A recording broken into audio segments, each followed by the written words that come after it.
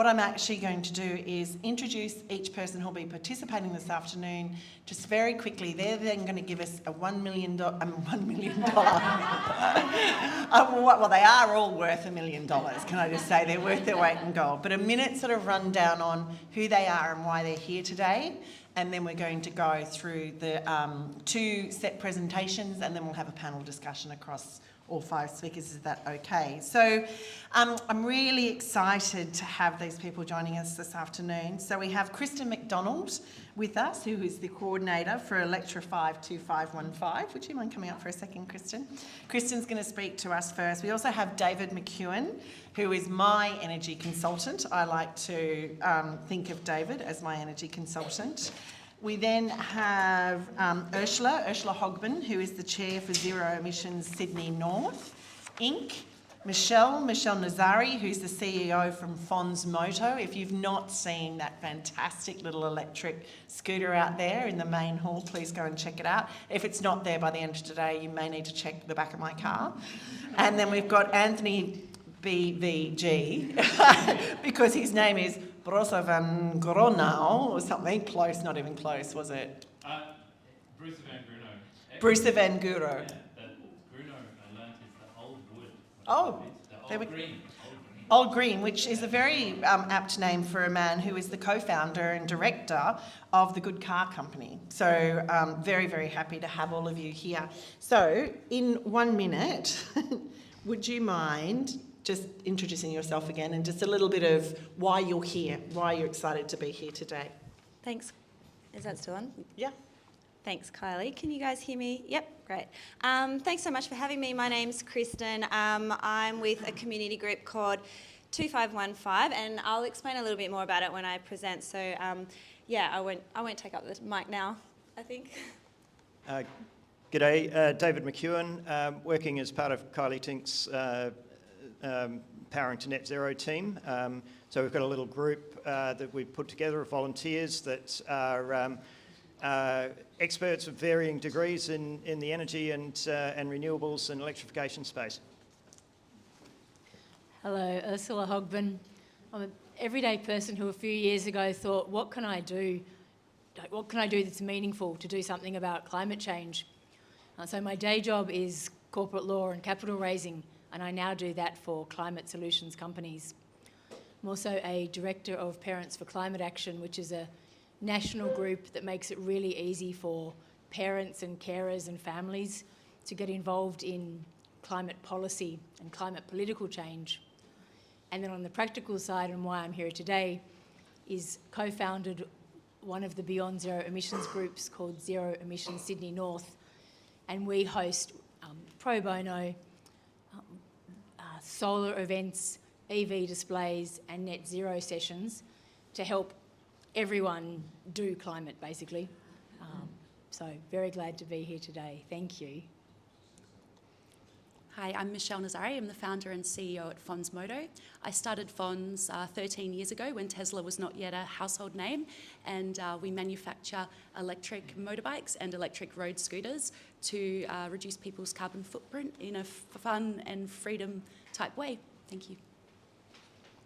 I'm Anthony. I'm one of the co-founders of the Good Car Company. I'm an energy nerd that just kind of fell into doing this.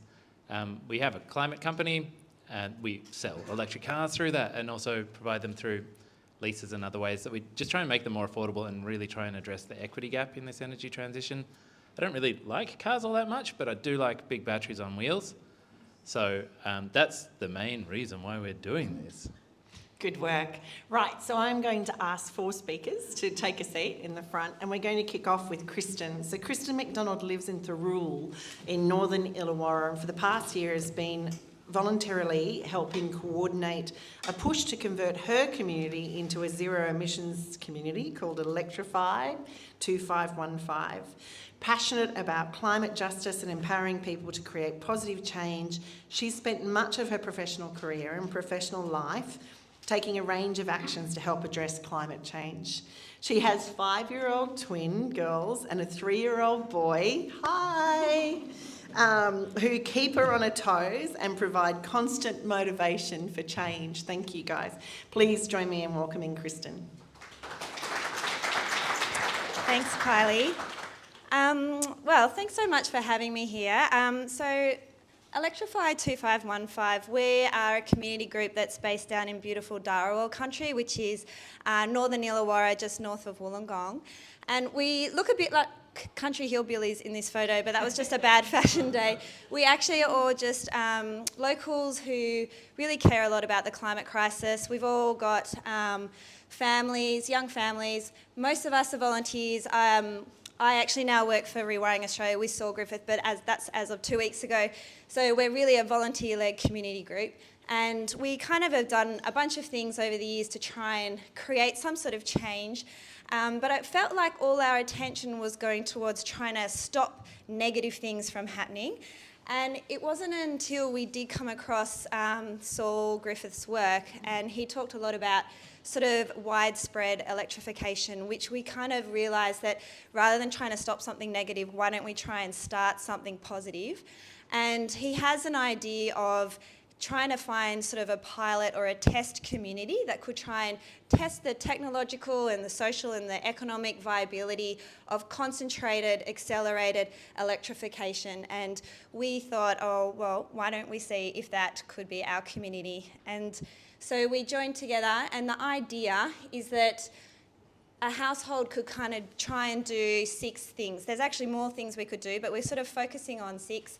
And that would be to transition your kind of fossil fuel-based appliances to things like an electric water heater, space heater, an induction cooktop, powering that with solar on your roof, and potentially having a battery and an electric vehicle.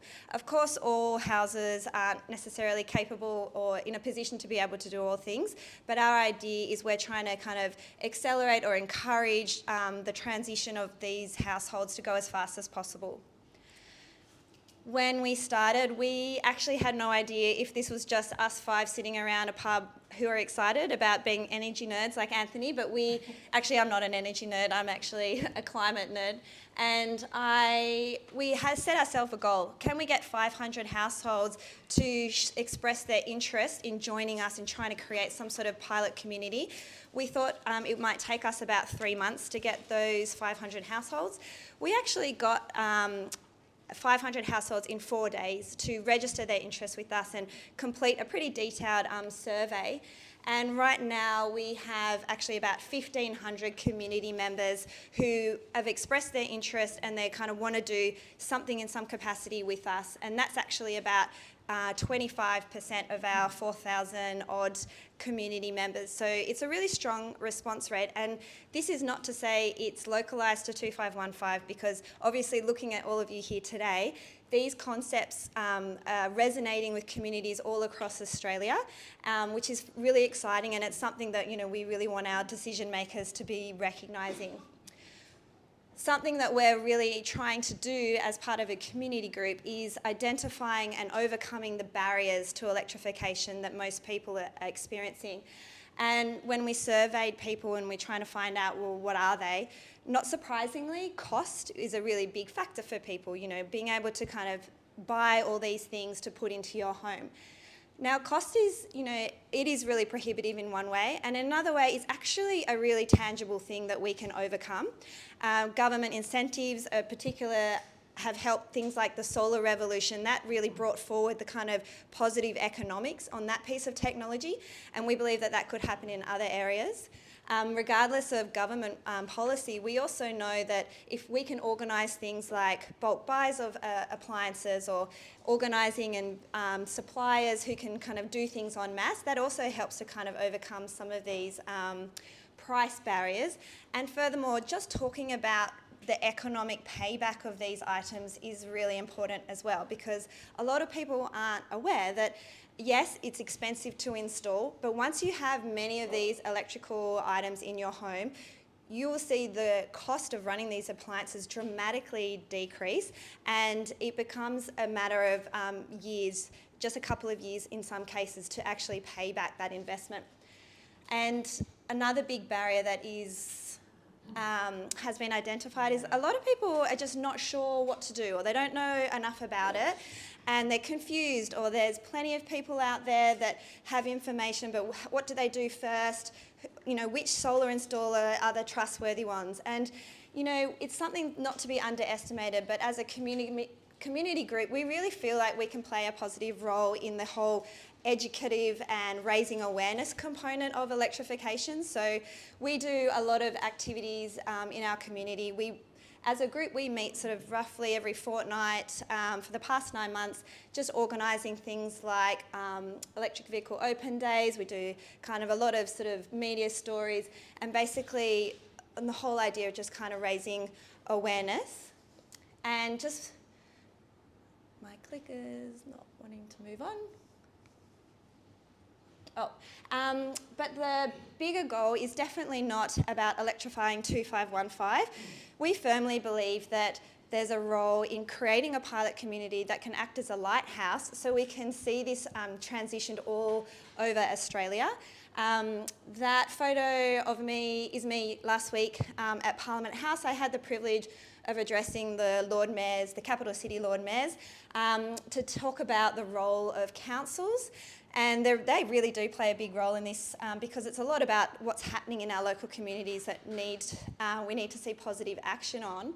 And I know that there's a number of kind of councils here today, so I really encourage you to go and meet some of your local members because they do hold the keys as all the layers of governments. This is going to be a really holistic approach if we're going to see the outcomes that we really need to see. And at the end of the day, I won't go into all of these now, but these are some of the top level kind of things that we're lobbying for. So we also as a group do a whole bunch of lobbying at our local, state and federal level, and we're really seeking things that are going to see electrification kind of rolled out really quickly, but most importantly that it's not just the people who have the finance that can afford to do this. We are definitely lobbying for a lot of change, particularly to focus on the low income households, the rental households, because these are the ones that aren't going to find it quite as easy to make the transition, and this is definitely where our political representatives can focus their attention on firstly. So I can talk to anybody else about, you know, these sorts of policy asks that we're kind of applying for. But at the end of the day, it's all about these little monkeys of mine and all of your probably little monkeys as well. This is how we cut around most of our days at home on our electric bike that's we use in lieu of a second car. And yeah, there's plenty of positive outcomes that are here to change, and really excited that you're showing that first step, but probably more than first step for many of you. So thank you very much for having us.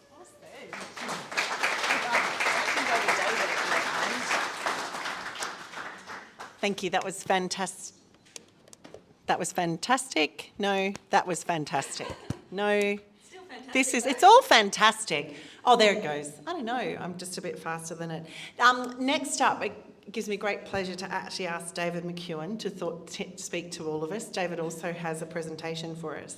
David is a thought leader, author, consultant and project manager focused on energy transition and climate resilience, particularly within the built environment and transport sectors.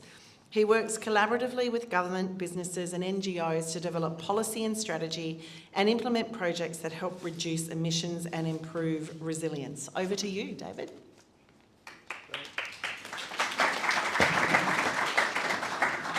Thanks, Kylie. I might stand behind the lectern because then I can put my piece of paper down here, and I can also see my slides, so see where I'm up to.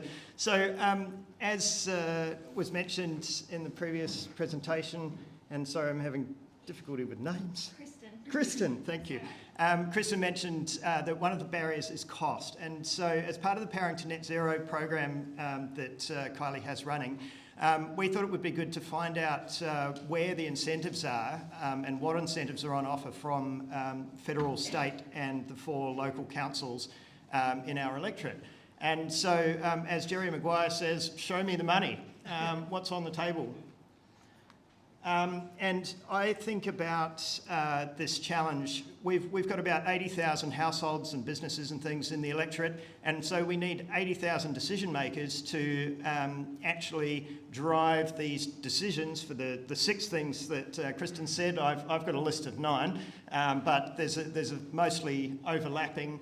A couple of extra ones: insulate and draft proof, which will cut your energy bills by as much as 40%, depending on the starting point for your house.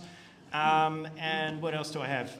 LED lighting, and there's some great incentives for that. And the last one is cancel your gas account, because then you save $200 a year or whatever it is on the daily charges. So are governments incentivising, or what are governments incentivising? Well, the good news is that some things are incentivised quite well. The bad news, as you can see with the red crosses there, is that some things are not.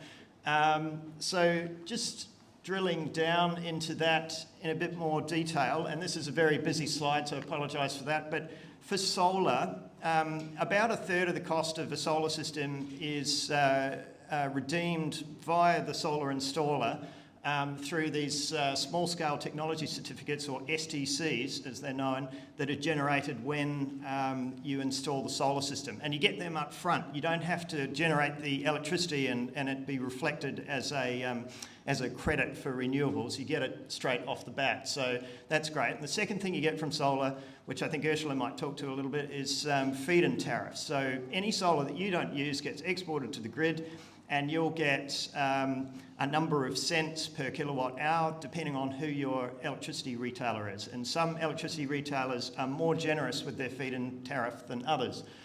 EVs, there are so many of them, and more on the way, most likely from federal government particularly. So at the Commonwealth government level, there's a higher threshold before the luxury car tax kicks in, so 85,000 versus 72,000.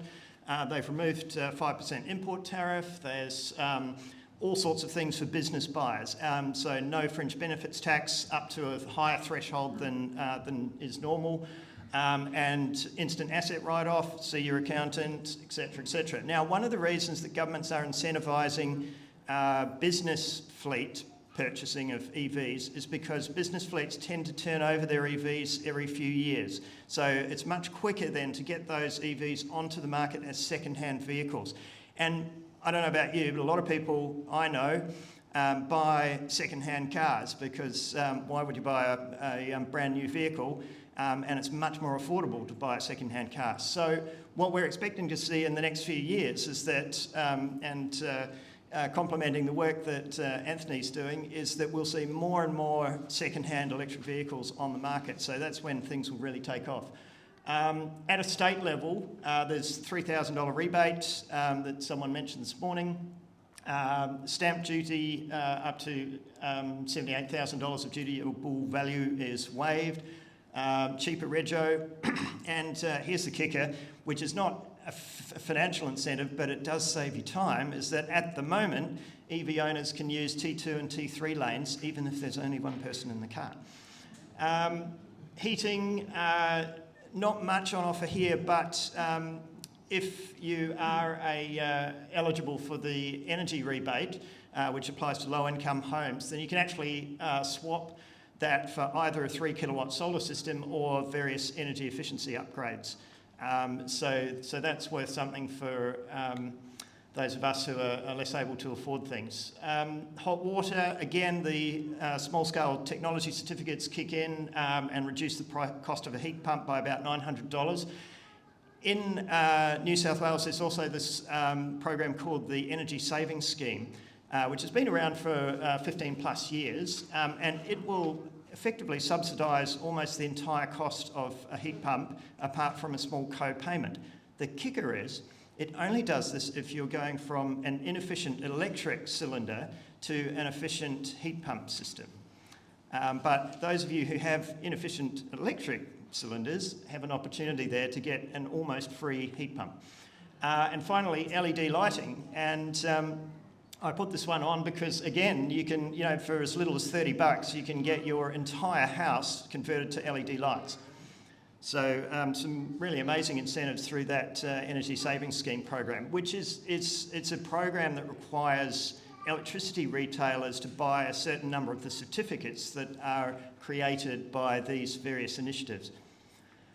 What about the rest? So councils are offering a number of things. So several of the councils in here, including Willoughby and Lane Cove and North Sydney, are offering programs to help stratas get some consultancy to work out how to electrify them. One thing that you can do, you do have to pay for it, it's not incentivised, but for $250 to $500 you can get an energy consultant come to your home, give you a few tips. And watch this space. We're actually expecting a number of announcements in the federal budget. And also any day now the federal government's expected to release its EV strategy and national energy performance strategy. For owners or landlords, and Kylie, I know you mentioned this morning, Domain did an analysis of listings on their property, so tens of thousands of listings, and looked at the number that had solar and other energy efficiency features mentioned and found 125,000 or 17% cost premium for those that did over those that didn't for houses, and 12% premium, 72,000 for units. So there's a great incentive there to as a landlord to put these things. I mean, obviously as a landlord, it's the tenant that gets the operational cost benefit and the comfort benefits, but you get a capital gain benefit. And obviously for EVs, ownership costs are lower, so your total cost of ownership equation over the life of the vehicle will reduce. And then don't forget public and active transport. You can save money by taking the bus or a bike or an e-bike or an e-scooter, or Saul drives around he flies around on a hoverboard. So there's lots of opportunities there. And coming soon, we're cataloguing all of this. We've got a big spreadsheet at the moment, and we're putting together a website to catalogue all of these incentives so that you can go onto that and click what type of person you are. Are you a renter? Are you an owner, or whatever? And it will give you all the relevant incentives. Thank you. Well done. Thank you. I particularly like that there's going to be a single website page that we can go to find all the answers. Now, I'm going to ask all of our guests for this panel back up now, please, if we may. Is that the slide we want to rest on? Why not? Got to rest somewhere. May as well rest there. Ursula, I'm actually going to come to you now. As you said, you've had 20 years in the legal and investment banking experience, from Baker McKenzie to Bank of America, Merrill Lynch, co-founded Legal Vision. Like, you've had a really amazing career. Why now are you trying to encourage North Sydney residents to actually install solar? The thing I love about solar is that it's politically neutral and both financially and environmentally beneficial, and it's something that so many of us can do, and it's something impactful. Like you, I asked myself some time ago, what can I do that's impactful personally, as well as be involved in larger community projects? So I'm basically going to give you the 1-minute pitch on, if you don't already have solar, why I'd love you to get solar and all of the benefits. Got notes so I'm precise in terms of the facts and the figures. So, what do we love about our community? It's probably things like the green space, the clean air, the local business, local connections. All of those things are enhanced by solar and electrification. What are the risks that we're facing? We've got financial and climate risk, all of us. So the Australian Energy Regulator has predicted electricity prices going up by about 25%, and the IPCC, Intergovernment Panel for Climate Change, has said we need to accelerate our emissions reduction. It's urgent. There are things that can be done at government and business level, and there are things that we can do en masse. Like we can vote climate, we can all do climate. So, why solar? An average size solar system will approximately halve your household emissions, which is hugely impactful across North Sydney and across New South Wales and across Australia. Why would I do it, and how much is this going to cost me? From a financial perspective, you're looking at about $1,000 to $1,500 per kilowatt. What does that mean? Average 6.5 kilowatt system is going to cost you between about $6,000 and $10,000, and it's going to save you about $1,500 to $2,000 a year on bills. So I'll do the maths for you rather than asking the question. That's about a 15 to 25% return on investment, which is better than many safe things you can do with your money at the moment. And it's paying itself back within about 3 to 5 years. But then these have got 25-year warranties. So your savings continue and you generating electricity from your own roof continue. So over the life of your system, you're looking at about $35,000 to $50,000 saved, and you're taking you're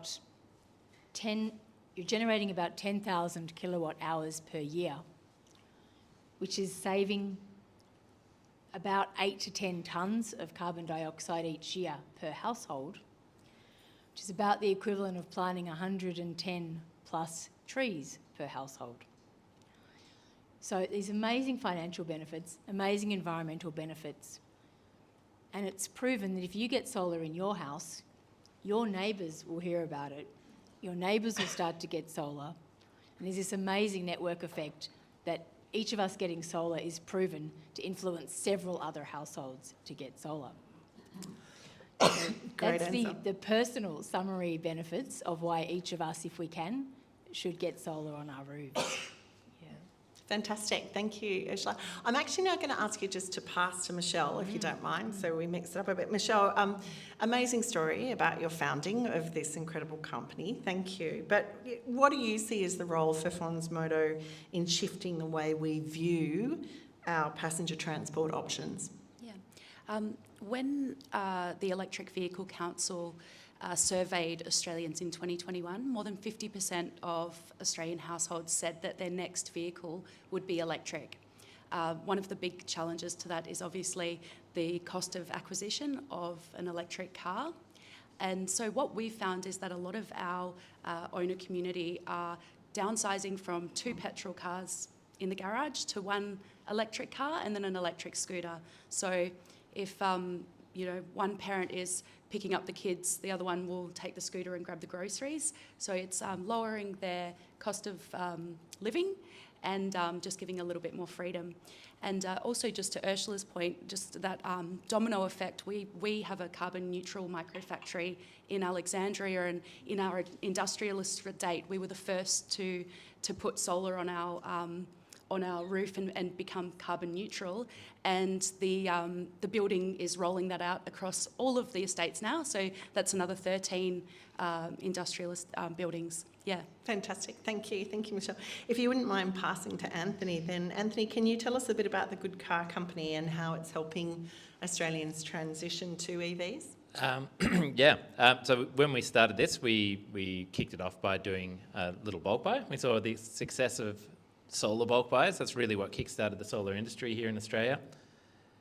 Solar panels used to be exorbitantly expensive, and you kind of had to buy it in bulk to be able to achieve some of those savings. And so we saw, why don't we just do that with electric cars? And so we've been running those bulk buys all around the country.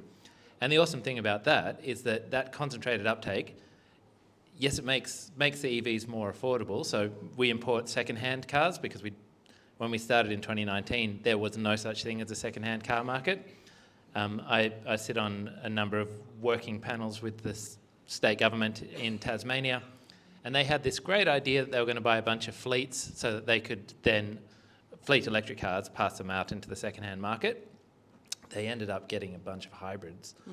I won't talk about why hybrids are... I drive one of them, unfortunately. Oh, I know. I think that hybrids, that's a whole other kettle of fish. But we just thought we had to kickstart that second-hand industry from scratch, and so we could get second-hand cars from prioritised territories where there were a bunch of EVs, and they were so much more affordable, so we were bringing them in at like $15,000, which is really a point where still way more than I had ever spent on a car before, but it kind of made it a little bit more accessible. But then that understanding of that total cost of ownership, that it costs so much less to run and maintain. So our car's pretty much paid itself off in those 3.5 years that we've had it. And now all we're doing is like the maintenance, which is $150 a year. And then, you know, the energy that we put into it. And to Ursula's thing, the solar on your roof, you can hugely accelerate that payback by putting that power, especially if you're not receiving the premium feed-in tariffs anymore. Instead of paying the $2 a litre for fuel, you're paying a couple of cents for the equivalent, and it just makes that payback work so much faster. And there's probably going to be a rule change before too long that's going to be penalising people for exporting at those peak times. So that's going through. Boo, It makes, well, boo and yeah, we need a smarter energy system. So at the moment, if we're exporting, like, too little power is a big problem for the energy grid. Too much power is also a big problem for the energy grid.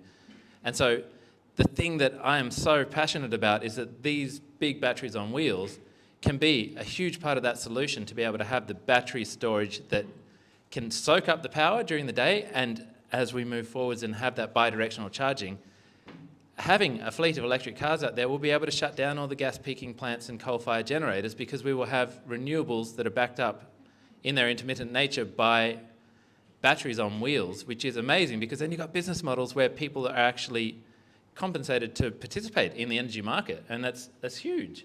Well said, Really Anthony. exciting. Well said. Yeah. I'm going to ask you actually to pass back to David, because just coming off the back of what you've said, David, what are some of the ways that governments can remove friction points that are actually slowing down our electrification at the moment? Yeah, and I'm glad you asked that. And speaking of them as friction points, I think Kristen touched on a couple of them, one being the complexity of some of these changes. So, people don't know where to go for information. Trust is another big issue that we see. So,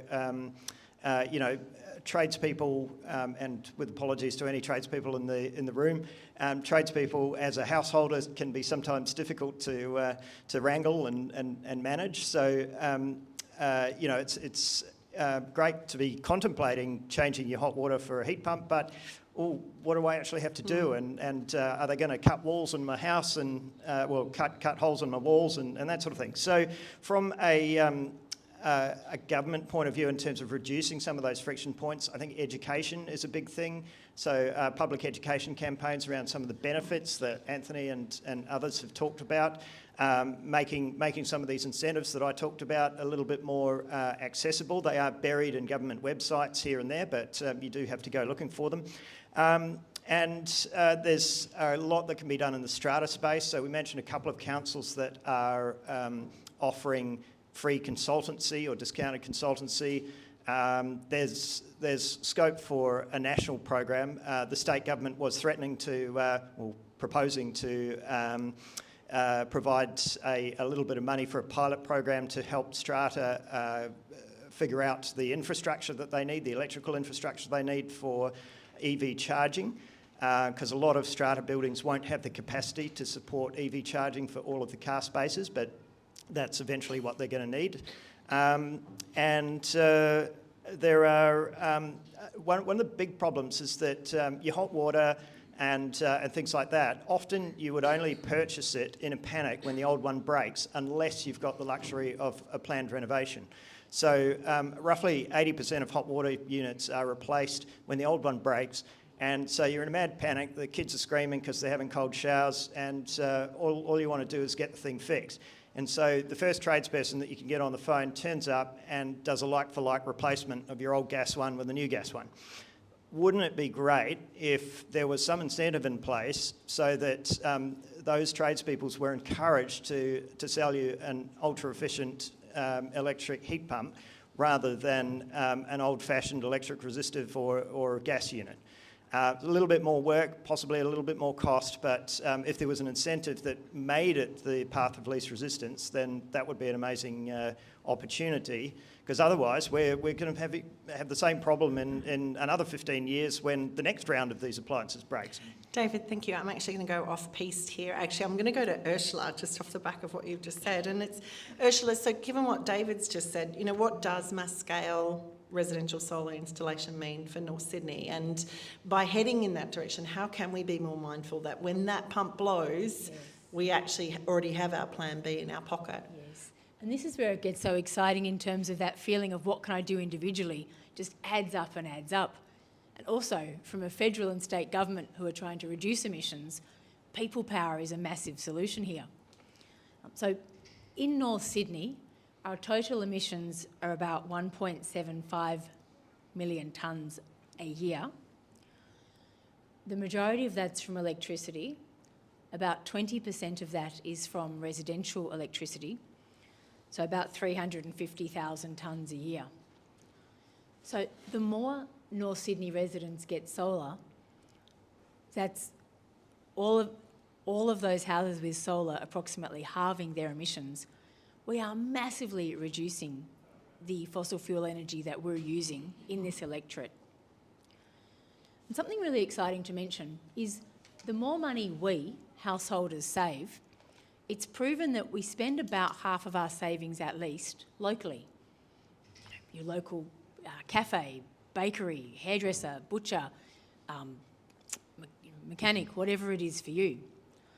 So a really exciting mass scale benefit, as well as reducing emissions, as well as saving at least a couple of thousand per household per year on solar. Across North Sydney, with solar and electrification, we'd be saving about 250 million a year. At least half of that's going to be put back into the local community. And this is where I'm talking about these other benefits. Emissions will be reduced.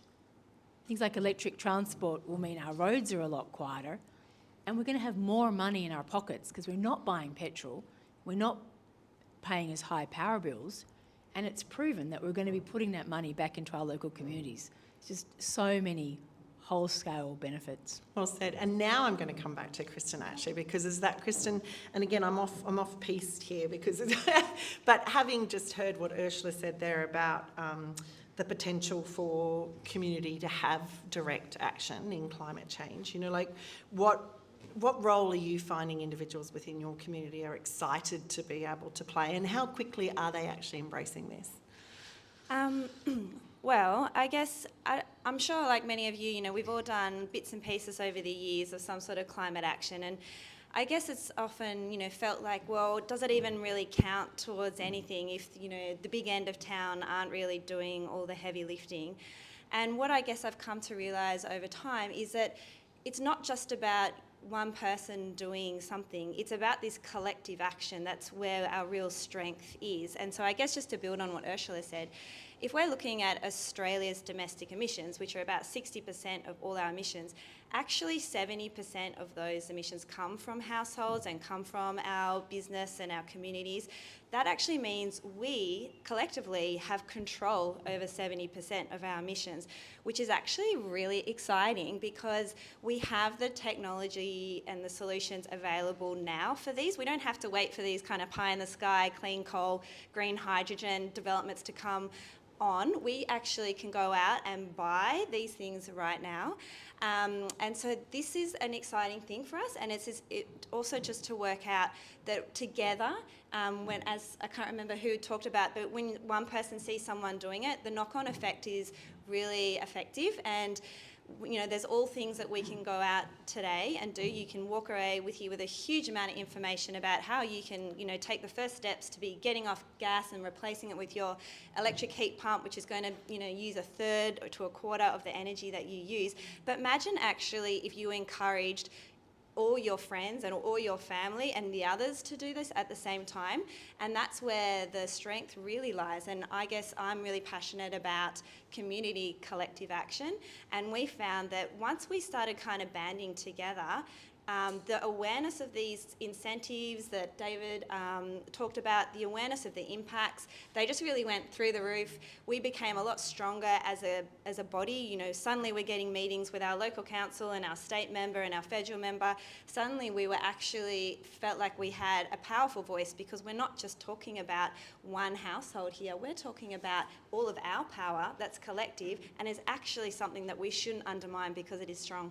Well said. Now, because you just said that it's all about steps, I'm actually going to ask you to pass to Michelle and say, so Michelle, this is the pitch. I mean, when you go to Europe, you see people on Vespas and bikes everywhere. But here in Australia, it seems to me that we haven't embraced them as fully. Why should people get behind your products?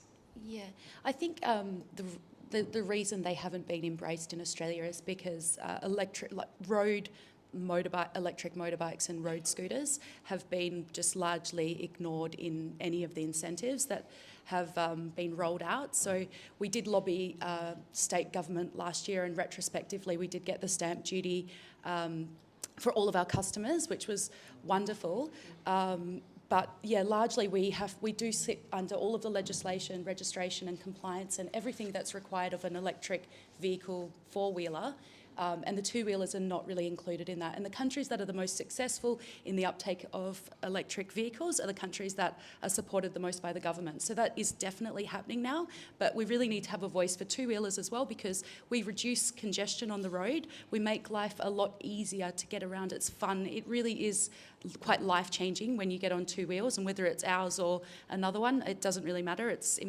You save probably 20% of your commute every day, not trying to park, not getting parking tickets, all of that. So I love the sound of that. Yeah.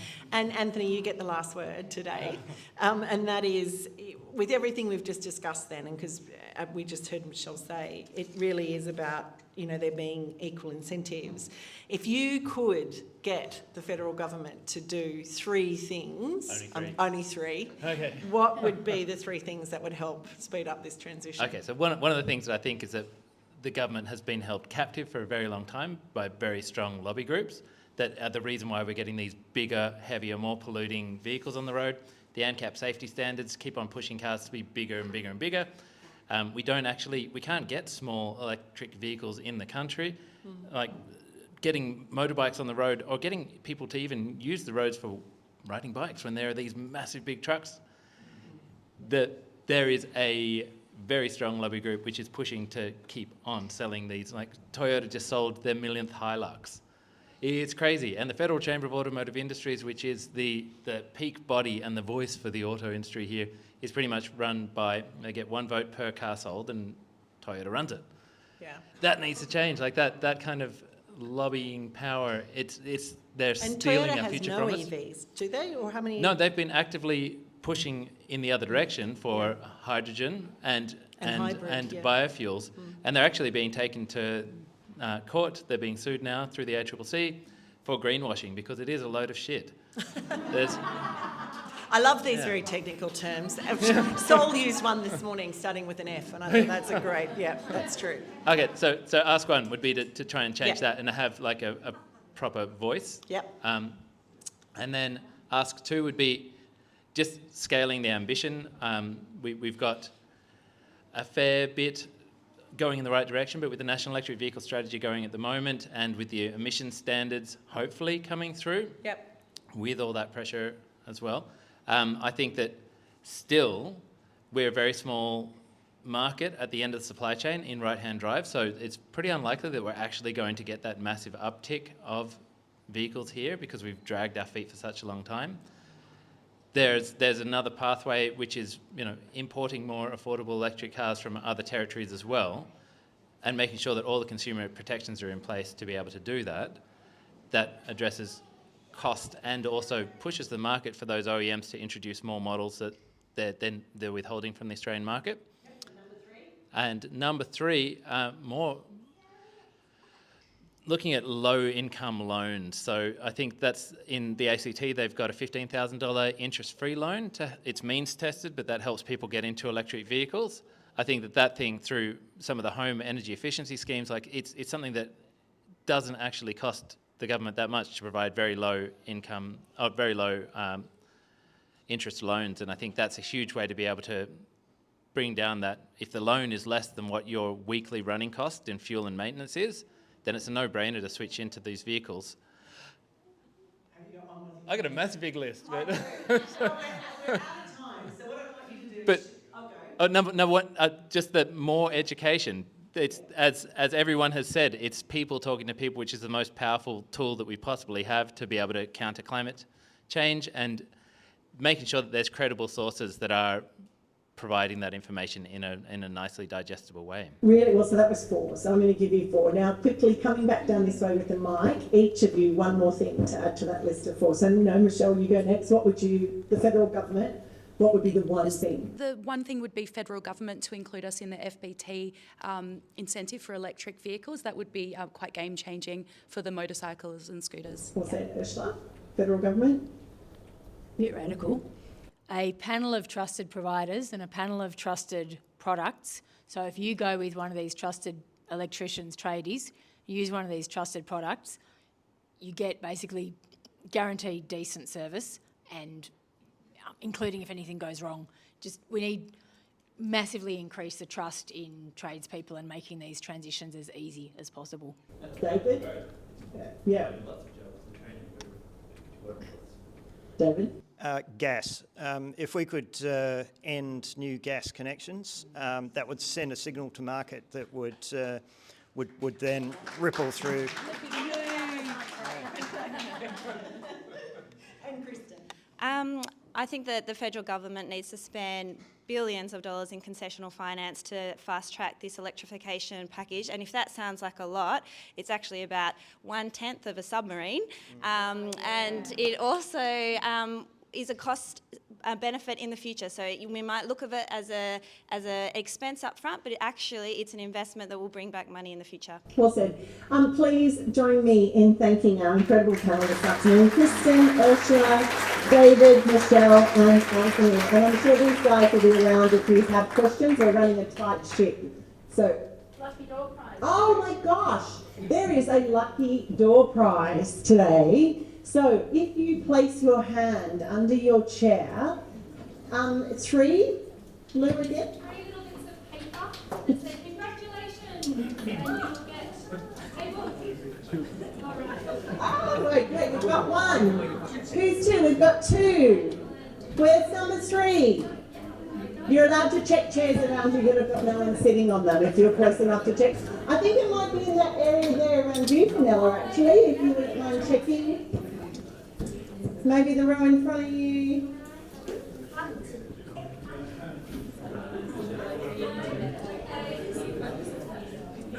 Who was the placer? All right. Thank you so much, guys. Thank you. It's now my great pleasure to hand over to our next coordinator, the amazing Grant McDowell. Come on down, Grant.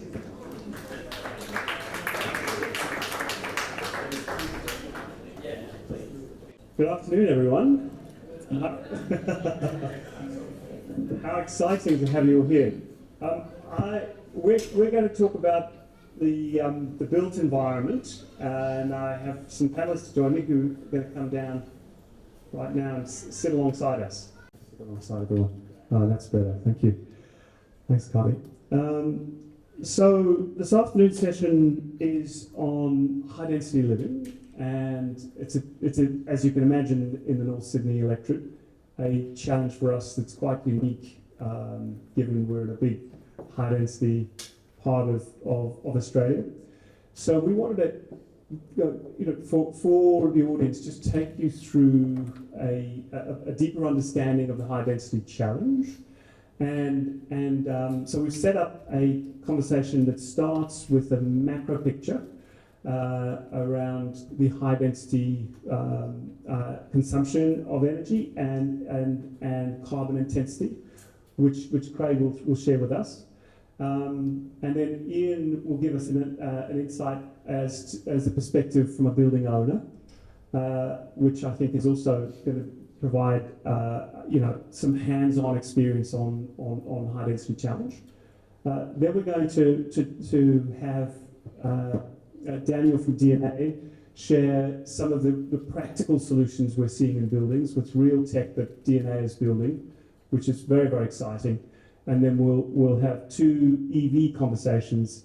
Carola will share how the buildings are connecting to EVs with chargers, and Paul is going to give us an understanding from Rove's perspective about the opportunity of having EVs have a relationship to our big buildings in the energy transition, and we'll talk a little bit more about V2G. So I'm going to hand the mic over for brief introductions for each one of our speakers, and then we'll get into the questions. Craig. A bit about myself. So Craig Rusak, I'm a local resident, just over there. I hope to ride today, but I took my EV because it was bucketing down rain.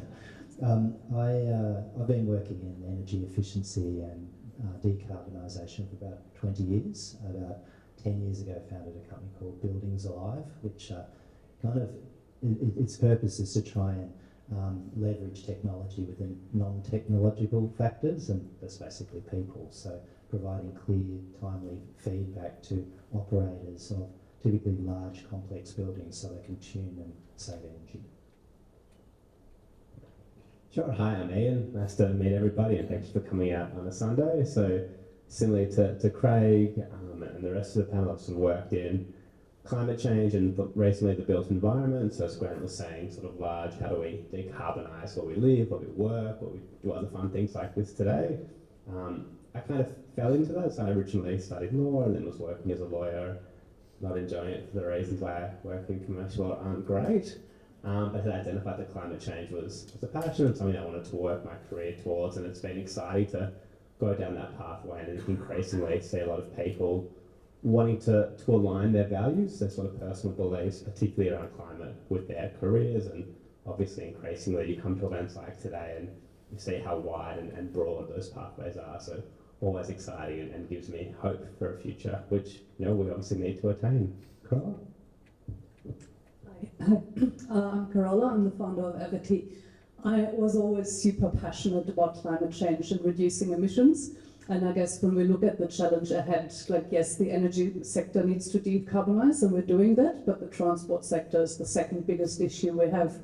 And having said that, Australia being the leader in rooftop solar and not having EVs in that driveway that you can charge for free from zero emissions energy, it just doesn't make sense. And so that's why I'm in the EV sector, and I look forward to unpacking the challenges around EVs more with you.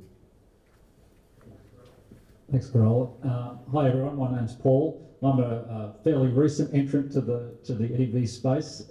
Jumped out of a software career of 14 years and thought software is eating the world, so I'll apply my software trade to electric vehicles. And at Rove, we're trying to do much the same thing as Carol talked about. We're accelerating the transition by not just waiting for new EVs, we're figuring out ways to scale up conversion of modern EVs. So everyone who has those vehicles that they know and love, businesses that have the vehicles that they know and love, they can transform those into electric vehicles and dramatically reduce their emissions. Great. Thanks, Paul. Hi, everyone. I'm Daniel, co-founder of DNA Energy. We're a North Sydney-based climate tech company that specialises in energy management. So we control stuff like aircon and hot water and solar and batteries to allow more solar and batteries and EVs to come onto the market. Despite running an energy tech company, I have neither an energy or tech background. I was in corporate for about 20 years and kind of fell into energy. And what excites me as we transition to renewables is bridging the gap between technology and commercial, which is really imperative as we go down that road. Thanks very much.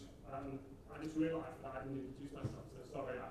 There's so many familiar... sorry, this isn't working. It's going to be fast. Is it working now? Good. Okay. So sorry. There's so many familiar faces that I feel like everyone knows me. I made that presumption, so forgive me. My name's Grant McDowell. I work with Kylea and Kylie's energy team. I also have a startup company called Enosi, part of the energy transition, and I've been motivated by this change that I saw coming very young boy in Africa as an 11-year-old. So I've been on this journey throughout my life to try and drive sustainability and drive change. And the last hat that I wear is Spark Club, where I bring community like these good folk here with us today together to share their journey. And I host those events 4 times a year here in Sydney. I've been doing that for some years. So forgive me for not introducing myself at the start. So as I was saying, the arc of this conversation starts with the big picture, big ambition, the buildings themselves, and then how we can use technology to change those buildings and make them far more efficient and carbon free. I'll start with you, Craig. If you can give us an insight to your experience in the built environment and the big levers that we can use to change those over time. Thanks. Well, as I mentioned, I started in this kind of space about 20 years ago, and at the time, New South Wales government was a real leader in clean energy, sustainable energy. They had a Sustainable Energy Development Authority. They came up with a rating scheme called NABERS, the NABERS National Australian Built Environment Rating Scheme, which was previously Building Greenhouse Rating Scheme. But what's interesting when you look at what's happened over the last 20 years, back in the late 90s, saving energy and cutting carbon were essentially synonymous, so they were the same thing. If you saved a unit of energy, you saved the units of carbon that were used to generate that energy, because our grid was less than 1% renewable at the time, and I'm including snowy hydro in that. People used to think it was a big deal. It's not a big deal. It was about 99% of the generation came from coal, and so saving electricity saved coal, and in fact it made sense to use gas because it was a little bit cheaper. Cast forward now, and typically on any month, about 40% of the electricity grid is renewable, but it's not renewable 24 hours a day. It's highly renewable in the middle of the day when the sun's shining, or if it's a windy day, but at say 6, 7 o'clock at night, there's not much renewable typically on the grid. And what we used to think of 20 years ago was, there was a scheme started like green power. And the idea of green power is if you buy green power, you're supporting investment in new renewable energy generation, which is a great idea. But it was very hard at the time to explain to people, if you buy green power, you're getting green electricity, and they're saying, well, how do I get my green power? Do I get a different plug? Or, the guy next door, he doesn't have green power, so I make sure he doesn't get my green power. And you had to have this conversation about, it's an accounting treatment, it's driving the market, it's driving investment. By your purchasing decision, you're changing the way the system works, which was, true. What's happened since, of course, is if you've got solar generation and wind generation at certain times, and you're saving energy at certain times, you're actually, and using more energy at other times, the physical reality is sort of breaking down a little bit. And I think it's something that we don't often think about. When you purchase 100% green energy, you're actually using whatever's coming through the cables at the time when you're drawing it through the cables. So what's the role of the built environment? Built environment accounts for more than 50% of all electricity consumption. And we know we need to electrify in order to decarbonise. Built environment's more than 50%, but at peak times it's more like 80%.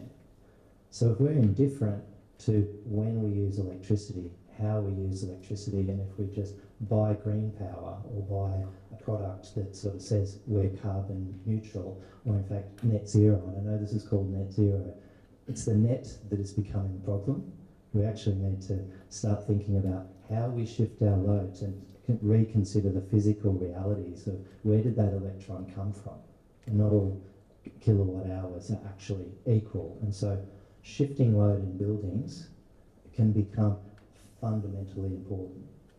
Thanks very much, Craig. And I think this is a good opportunity to hand on to Ian to hear about the actual buildings themselves and the practical application of this idea and how that hits the ground.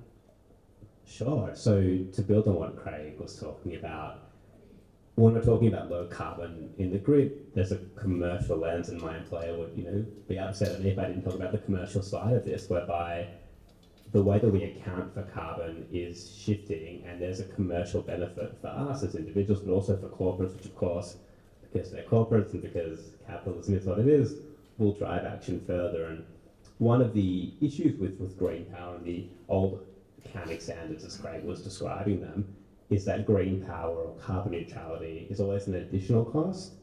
So you buy your unit of electricity and then you buy your renewable energy certificate, or then you buy your carbon offset. So there's always an additional cost. It will always, by definition, be more expensive to be green. And to move markets, we have to shift that. We have to get to a tipping point where it's either cost neutral or it's cheaper to go green, because then it's not a question about, am I doing this to save the planet? It's a question, I'm doing this to save money and to reduce the hit pocket strain. So that's why that new technology-driven, really sophisticated approach, which is considering carbon and cost in conjunction, I think is what will drive the market. So Craig sort of talked about the rolling 24-hour cycle of electricity and of the carbon content of that electricity. The sun, rises and then has this nasty habit of setting every day. So renewable energy disappears from the grid. So how are we as building owners starting to change and shift the way we use electricity? And we've been working with Craig and Gran and a lot of new tech companies that are coming out in the market to do not necessarily super complex things, but if you imagine a big commercial office building, sort of 40 stories, the second you get to work at 8:30 in the morning, that's got to be cold, it's got to be well air conditioned, because these companies are paying a lot in rent. It's a question of not necessarily how much energy are we using to cool those spaces, but when we're using that energy.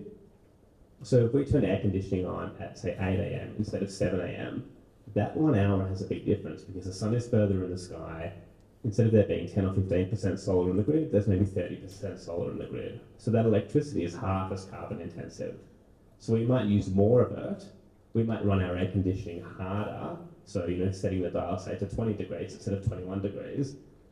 But because we're doing that at a time where the electricity is less carbon intensive, there's a carbon benefit there to be attained. And then because we're not purchasing offsets or purchasing certificates, there's a commercial benefit as well. So it's all about aligning the commercial and the carbon impetus to take these actions for corporates. Thank you, Ian. I think the overarching idea is that clean energy is cheaper. The challenge is that we don't get access to that clean energy at a cheaper price. So for the longest time, we've been told that there is this energy dilemma where you can't have low-cost energy with a grid that's reliable and carbon-free. And what you're seeing in front of you are people who are working on solving those challenges to deliver on the energy trilemma, which is to make our energy cleaner, cheaper, and far more reliable as a grid. And I think that opportunity is really on the cusp of leading technology that unlocks it. So it's a very exciting time. If we can hand on to Daniel to share the next part of the actual bits of kit that we connect to these buildings to make them lower cost and less carbon. So following on nicely, Grant, you've arranged that conversation very well, it's flowed brilliantly. Just for some background to the challenge ahead, depending on which report you read on what time of day, to get to full electrification globally, we need to have about 4 to 7 times the amount of electricity generated and running around the grid.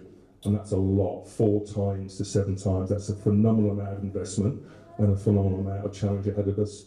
And so what we look to do is see how technology can provide that solution for you, because it's not realistic to scale to everyone in the world doing that, to be constantly managing apps on their phones and looking at what's going on and seeing if the sun's up and if their solar's generating. It's not feasible to do that. So we try and solve that by having hardware and software solutions that control air conditioning. So in Ian's example, the hardware and software looks at what's going on with the renewable generation and look what's going on and how much things are costing. It says, should I wait till 8 o'clock or should I turn on at 7 o'clock, and should I ramp it really hard now because I can, because it's solar and it's free, and I know that at 10 o'clock it might not be free, so I'm going to really go hard now.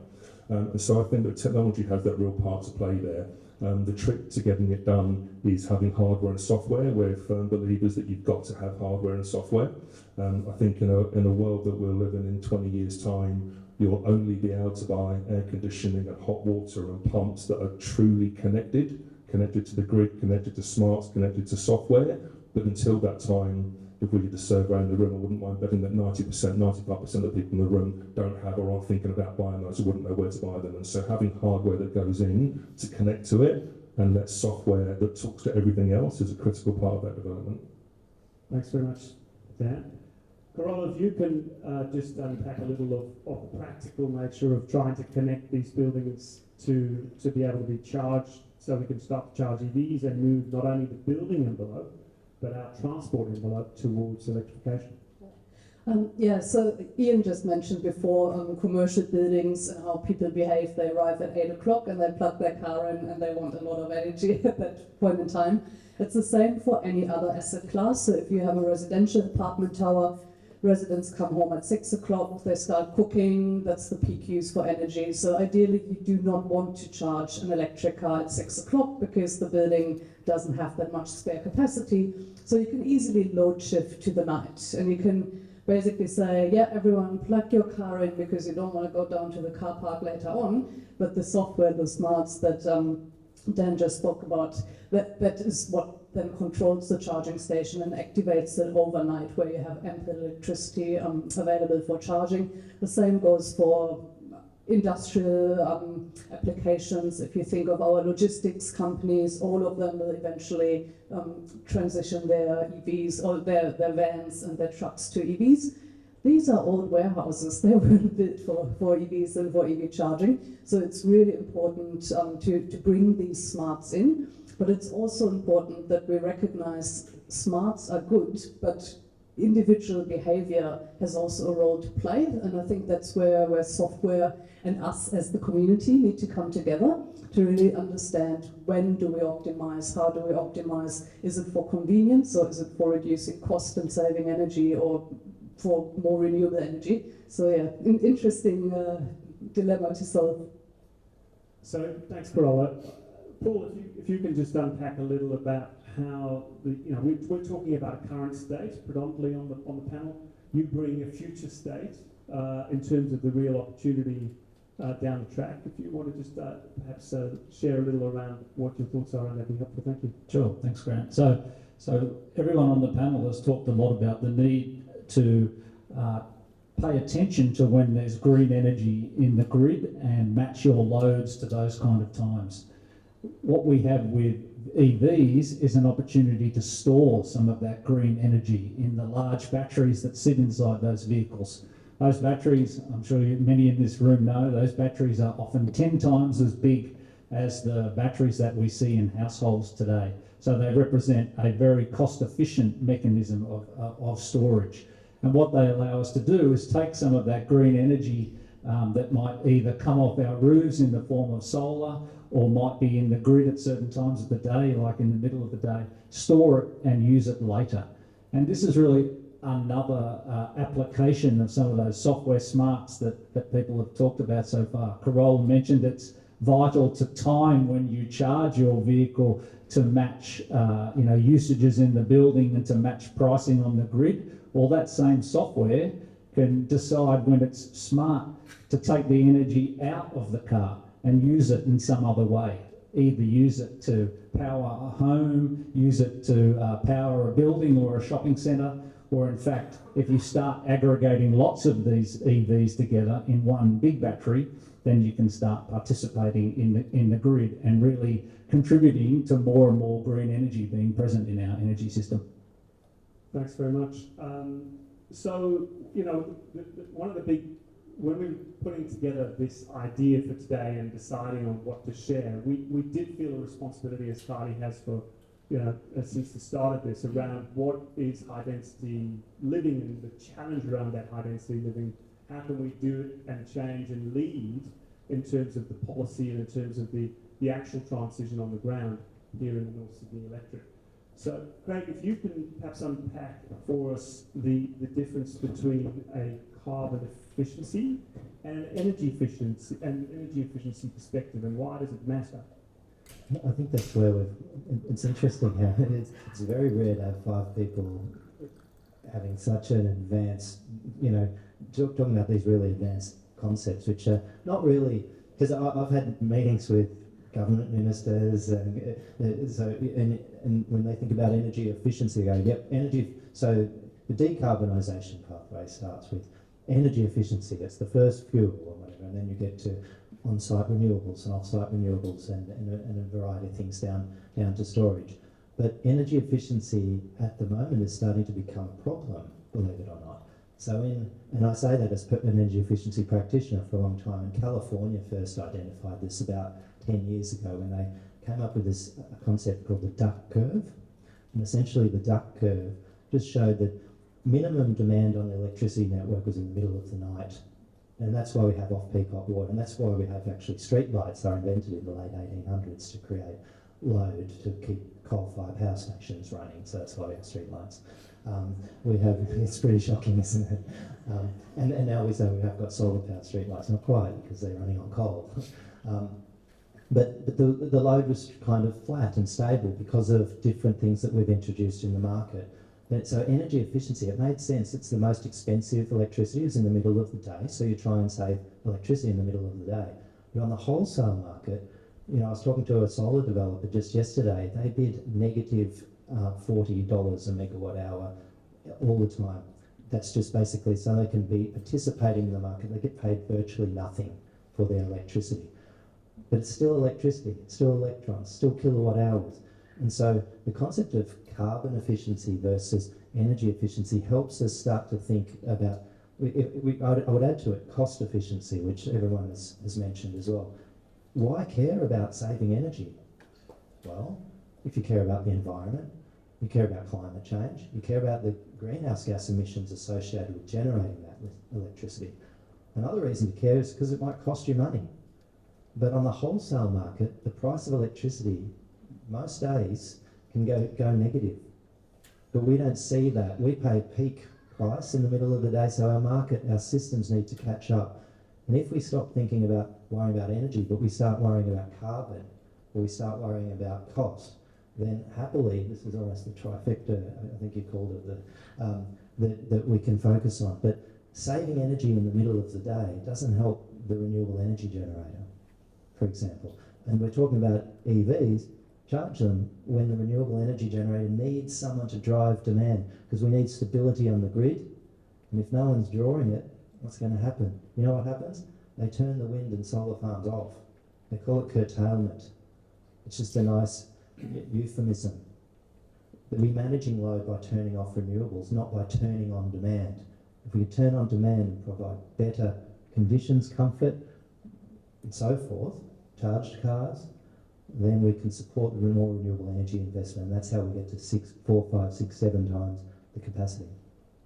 So this idea that we're managing that energy trilemma is extremely challenging, and Australia leads the way globally in the energy transition. We have an energy-only grid, so we're built for a distributed grid opportunity in terms of the way the markets work, rather than a day-before market, which is the way most markets work. So we have this leading edge with huge amounts of energy that are now kind of coming into the grid every single day, but it's how we manage that and how we manage that around the 24-hour period that unlocks this next layer of opportunity, which neatly brings us on to Ian to talk, if you can you share some of the discussions around the 24/7 carbon-free energy ambitions that you've been discussing and leading with EG Group?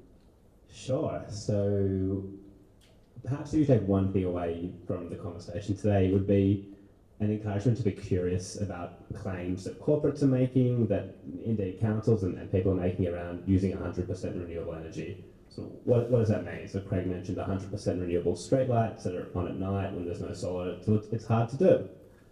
It's really hard to do, to be frank. So what's happening with that is that these are companies who are purchasing electricity, and then, like we talked about before, also purchasing credits, or also purchasing renewable energy certificates. And you bought 100 units of energy, you bought 100 certificates, you're 100% renewable.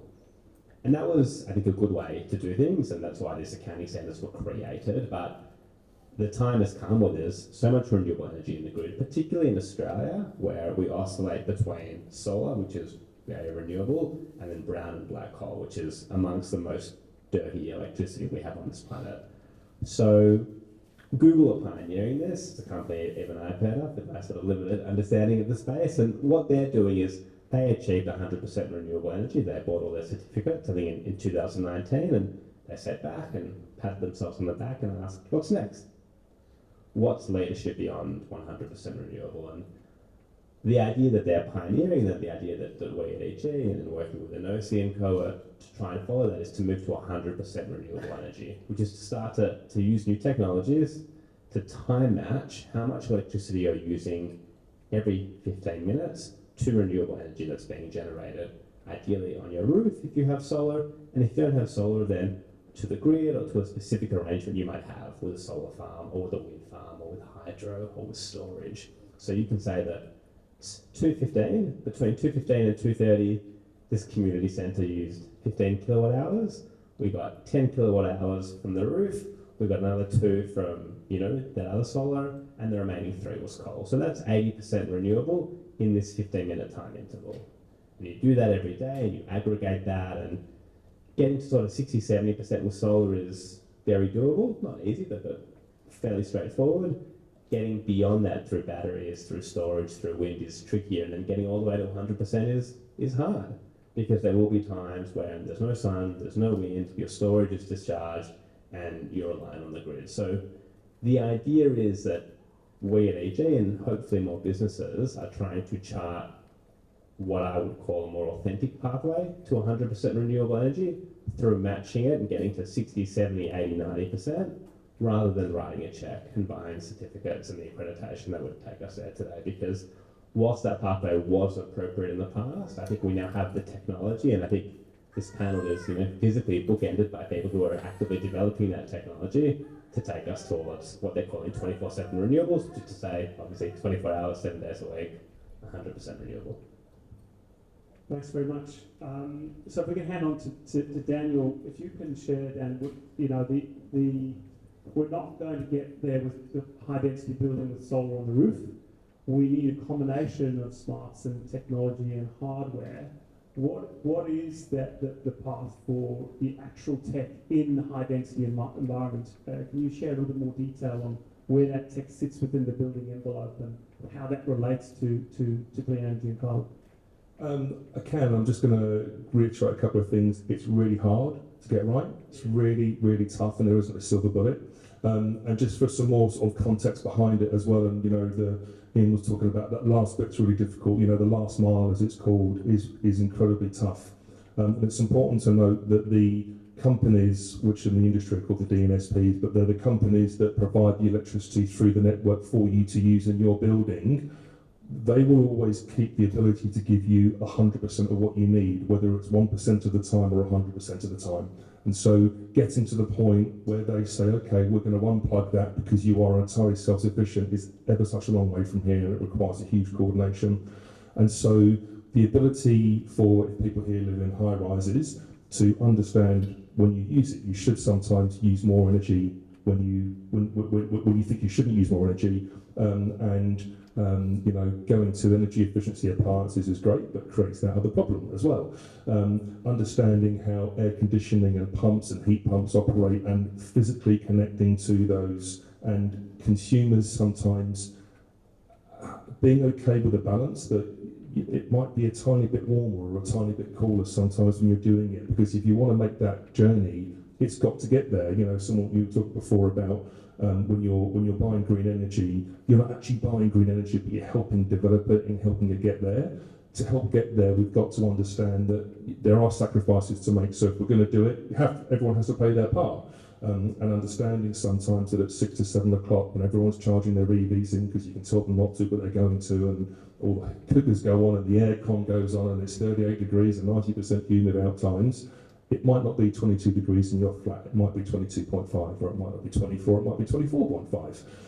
And kind of coming to that realisation that it's actually okay, no one's dying over half a degree, hopefully, but appreciating that the technology piece has to take control, and the challenge is monstrous, it really, really is. If you think of X4 or X7 times the amount of energy, and it doesn't matter if you say to the electricity provider, we're good, they can override it and say, you're not good. We're still going to provide it, we're still going to plug you in, we're still going to run the coal plants, we're still going to charge you for that absolute high point you use, even if you only use it once a year. And so everyone being here and educating themselves and being part of that journey is a really important part of that. Thanks, Daniel. Carola, if we can just if you'd like to share some of the leading technology you're seeing in the apartment building space, maybe some practical solutions around how charging might start with 2 or 3 bays and over time fill all bays, just to give us some real data points around apartment. Yeah, absolutely. But before I go into the examples, though, I think what we really need, and we've finally got it since last year, is political leadership. Just pointing that out, Kylie. I mean, it's fantastic if we see what has changed in the last year. One of the probably biggest changes impacting residential high-rise is that the government now mandates all new residential buildings as of October 2023, so in half a year from now, must be 100% EV ready.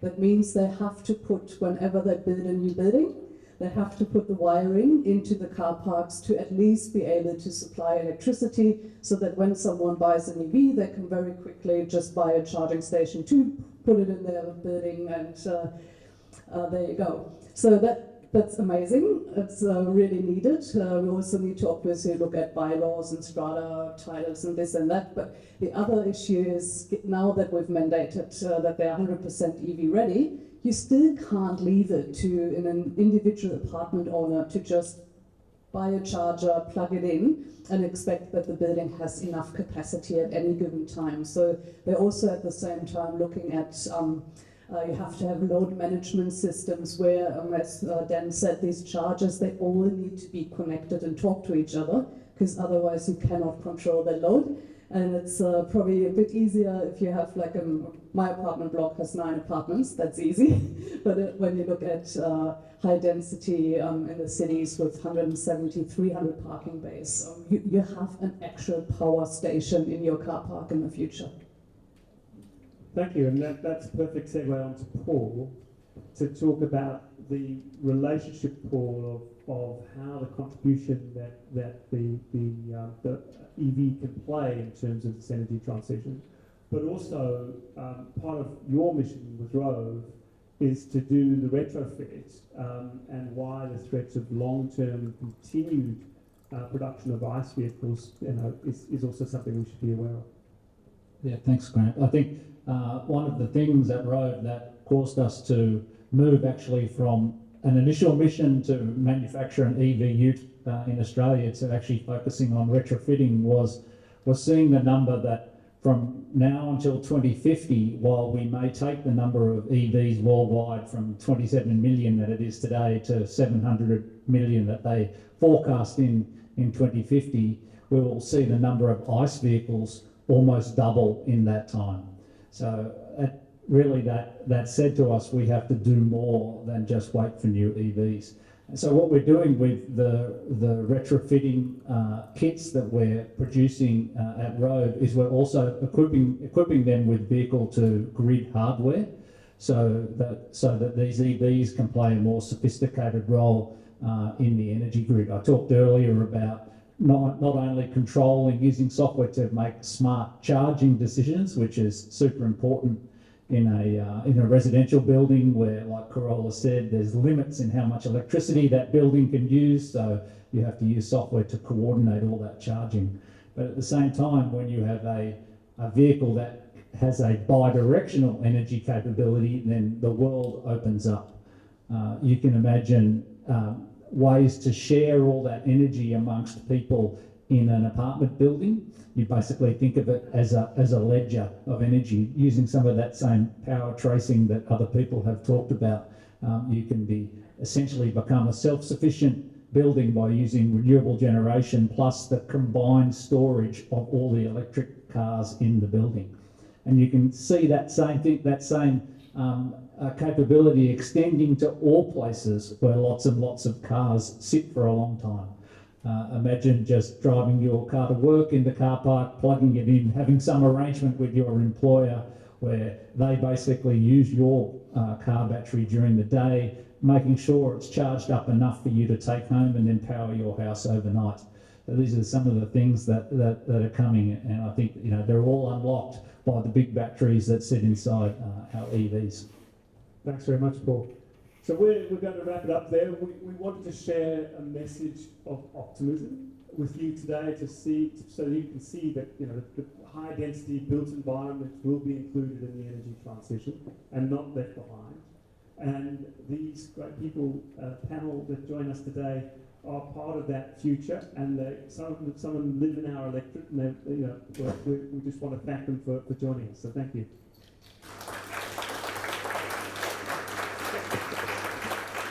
Thank you very much, and I'm going to invite Carly just to come up and wrap up and say your last word, if you don't mind. Put a lot of handball past too. Thank you so much for all the information that you just shared in that last session. I think it is really important that we finish on a high note when we have the opportunity to come together around these forums. And I've got to say, I don't know how all of you are feeling, but particularly in that last session, I found myself sitting down here, and the expression I would use is just,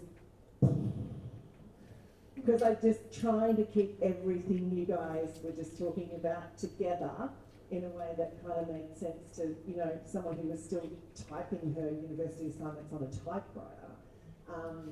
It's just amazing how much we have to look forward to in the next decade and a half. I think, again, I just want to thank everybody that worked so hard to make this event possible today, to North Leeds Club, to the Smart Energy Council, to my incredible Net Zero North Sydney team, to all the volunteers that have helped out today.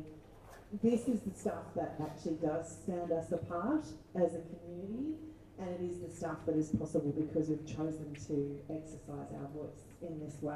So thank you so much for your generosity and time with sharing your expertise. I think our expo stall holders should still be out there. I'm desperate, but I'm rushing straight out now to get as much information as I can before we finish up today. But the only other thing I would say is that today is the first step in this process for us as a community. You know, there's been a lot of smart people working away in the background to have developed a strategy for us here. Today was our first opportunity to bring our community together around this strategy, but I am so incredibly excited about what lays ahead in the next 24 months, and I'm just really grateful to be able to work with the people that I get to work with. So thank you so much for everything that you do. Now, and thank you guys for coming this afternoon. I hope that you all go home to your solar-powered homes, which will still have solar energy even in the rain. We just need to, I said actually my highlight of the day is going out the back to the EV vehicles, able to still eat my pizza cooked on an electric barbecue running from an electric car, even though there's no sun and there's no wind. So that line can be put to bed. So thank you so much, and enjoy the rest of your afternoon. Cheers.